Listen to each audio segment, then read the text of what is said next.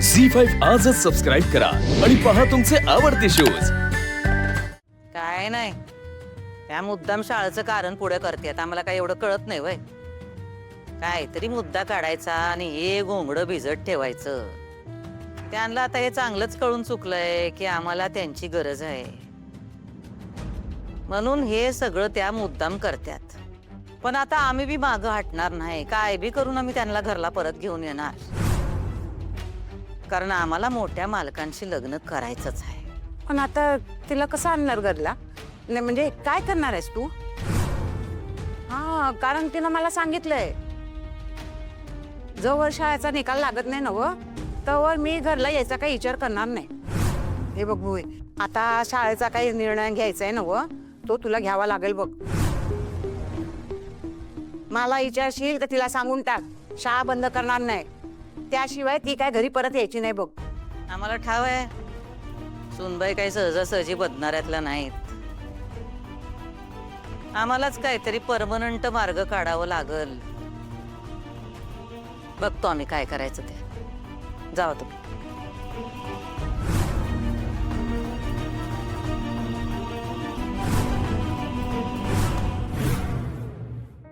Hello बाबा। हा अक्षरा बाळा। हा, आता बोलू शकता का? हा बोल ना बोल।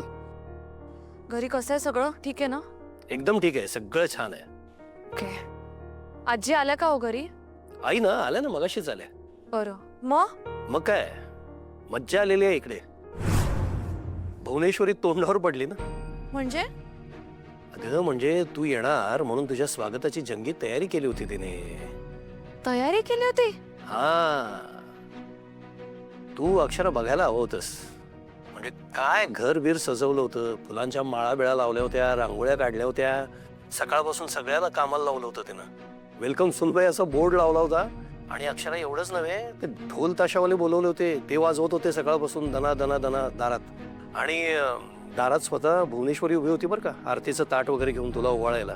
आणि गाडी आली आईंची, तर ही आपली उत्सुकतेने बघतेय गाडीत अक्षरा दिसतेय का। माझं लक्ष होतं भुवनेश्वरीकडे, आणि जेव्हा आई एकट्या उतरल्या ना गाडीतून, तेव्हा जो काही त्या भुवनेश्वरीचा चेहरा खाली पडला, अक्षरा तुला सांगतो 5 मिनिटं लागली तिला स्वतःचा चेहरा पुन्हा चिकटवायला। आणि मला एवढं भारी वाटलंय, तुला काय सांगू, अधिपतीच्या भाषेत मला लई भारी वाटलंय।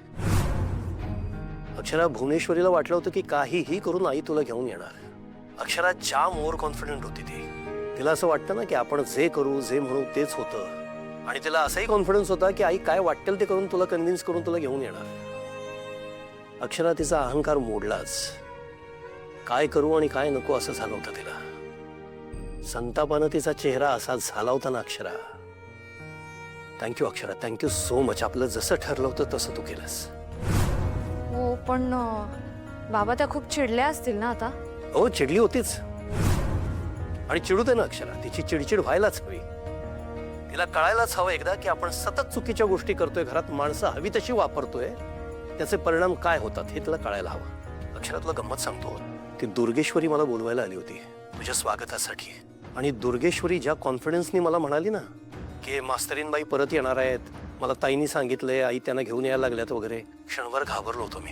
मला असं वाटलं होतं की आईने तुला कन्व्हिन्स केलं, तू त्यांना नाही म्हणू शकली नाहीस, तू इमोशनल झालीस, आणि तू त्यांच्याबरोबर येतेस का काय। आपलं जसं ठरलंय तसं तू केलं नाहीस असंही क्षणभर वाटलं मला। बाबा हो, मला पण तसंच वाटलं होतं, इतकं अवघड जात होतं आजींना नाही म्हणणं। त्या बिचारे इतके समजावून सांगत होत्या मला, अक्षरा चल घरी चल घरी, मला कसं नाही म्हणू असं झालं बाबा त्यांना। तुम्ही ते मागण्यांचं सांगितलं नसतं ना तर मी कदाचित आले असते आजींबरोबर। हे अर्थी बरंच झालं बाबा तुम्ही मला सांगितलं। आता मी शाळेचा विषय काढलाय ना बाबा, त्याचं काहीतरी परमनंट सोल्युशन निघेल। आणि मी तुला त्यासाठीच हे करायला सांगितलं बाळा। आता भुवनेश्वरी शाळेच्या प्रश्नावरती काहीतरी परमनंट सोल्युशन काढेल, कारण काही करून तिला तू घरी यायला हवीस। जाम चवताळली येते, सगळं ऐकेल तुझं आता, ते काय वाटेल ते करून आकाश पाताळ एक करून ते तुला घरी परत घेऊन येणार बघ। पण बाबा आता मी काय करायचं? म्हणजे त्यांनी आजीने परत पाठवलं घरी तर मी परत नाही म्हणू शकणार त्यांना। नाही अक्षरा, ती काळजी करू नको। भुवनेश्वरी पुन्हा आता आईनं पाठवेल तुझ्याकडे असं नाही वाटत मला, कारण काय ते अस्त्र एकदा वापरून झालंय तिचं, आणि तिच्या लक्षात आलंय की आईनं पाठवून काही उपयोग नाही, तू बदलणार नाहीयेस। पण बाबा मला मला खूप त्रास झाला हो आजींना नाही म्हणताना. त्यांना काय वाटत असेल माझ्याबद्दल काय माहित. हो बाळा, मला मला कळते तुझी काय अवस्था झाली असेल, पण तू नको काळजी करू. मी आईंशी बोलेन. मी स्वतः सांगेन समजावून त्यांना, आणि त्या सुद्धा समजून घेतील. अगं मी तुला म्हटलं होतं ना, त्या खूप समजूतदार आहेत. त्यांना कळतं काय खरं आहे काय खोटं आहे. तू नको काळजी करू. तू एकच काम कर अक्षरा, यानंतर जेव्हा भुवनेश्वरी तुझ्याशी बोलेल ना घरी परत येण्याबद्दल, तेव्हा तिला एकच सांगायचं. काय? तिला सांग शाळेबद्दल काहीतरी फायनल निर्णय मला हवाय. शाळा बंद करणार नाही असं मला स्टॅम्प पेपरवर लिहून द्या. पण त्या नाही म्हटल्या तर? मग तू यायला नाही म्हण, परत येणार नाही म्हणू मी. बाबा अहो, काय हे किती दिवस चालणार असं? जोवर ती शाळा बंद करायचा तिचा निर्णय मागे घेत नाही तोवर अक्षरा. बरोबर आहे खरं तर तुमचं. आता कायदेशीरित्या गोष्टी केल्याशिवाय पर्याय नाही आपल्याकडे. पण बाबा थँक्यू, खरंच थँक्यू. तुम्ही दोघांनी मला अगदी योग्य वेळी गाईड केलं. काय काय म्हणतेस अक्षरा? दोघांनी म्हणजे मला कळलं नाही. दोघांनी कोणी? तुम्ही दोघांनी म्हणजे तुम्ही आणि अधिपतींनी बाबा. अक्षरा, अधिपतीचं काय म्हणालीस मला पुन्हा सांगशील? हो बाबा, अधिपतींनी पण मला तुम्ही जे करायला सांगितलं तेच करायला सांगितलं. अक्षरा, तुला अधिपतीने हेच सांगितलं जे मी तुला सांगितलं शाळेच्या बाबतीत? हो म्हणजे ते नाही बोलले माझ्याशी, पण त्यांनी ओंकार भाऊजींकडून निरोप पाठवला. अक्षरा, मी काय रिॲक्ट होऊ ह्याच्यावरती मला कळत नाहीये. तुझ्या लक्षात आलंय का अक्षरा? अधिपतीचंही तेच म्हणणं आहे जे आपलं म्हणणं आहे. म्हणजे अधिपती आपल्या बाजूने आहे या बाबतीत. एक्झॅक्टली. हे खूप चांगलं झालंय. मला इतकं छान वाटलंय ना की मी काय सांगू तुला. म्हणजे तुम्ही दोघे आता एकत्र नाही आहात, पण तुम्ही दोघे एकसारखा विचार करताय. तो तुझा विचार करतोय, तुझ्या बाजूने बोलतोय, तुझ्या फेवर मध्ये तो निर्णय घेतोय. मागच्या वेळेला शाळा बंद होण्यापासून थांबवली त्याने, आणि आता अक्षरा मला खरं सांगतो, मला असं वाटलं होतं की अधिपतीचं सगळं आयुष्य फक्त त्या बाईचं ऐकण्यात, ती म्हणेल ते करण्यात जाते की काय. नाही, असं नाही होणार बाबा.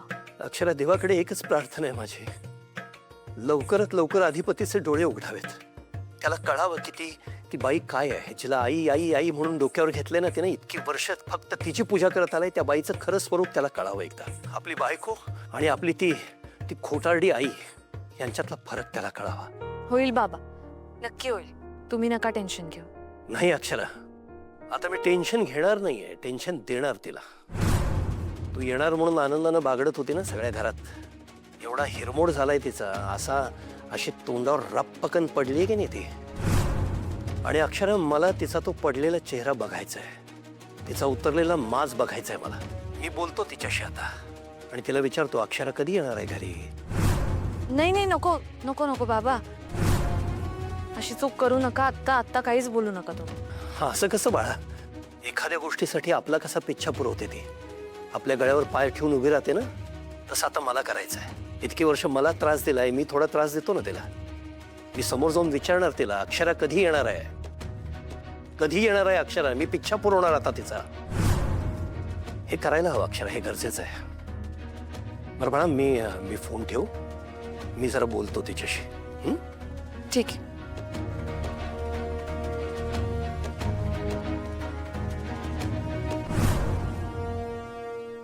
झी5 आजच सबस्क्राईब करा आणि पहा तुमचे आवडते शोज